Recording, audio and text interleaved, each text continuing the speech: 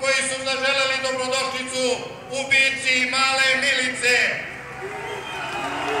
A sada da vam podnesemo na izveštaj koji obećah sinoć. Moji Srbi sa prostora Kosova i Metohije prete Srbima sa NATO-om. Srbi sa Kosova i Metohije gledaju u zvanični Beograd i nadaju se za pomoć, a zvanični Beograd pravo u zagrljaj NATO pakta zajedno sa Šiptarima.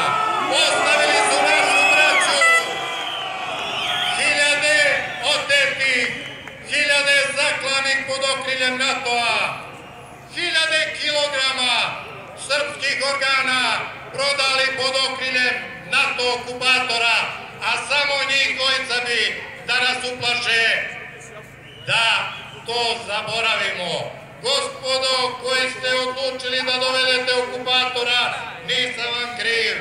Imate nas, srpske veterane i dobrovoljce s druge strane. Hvala vam na pažnji, živi bili i zdravi.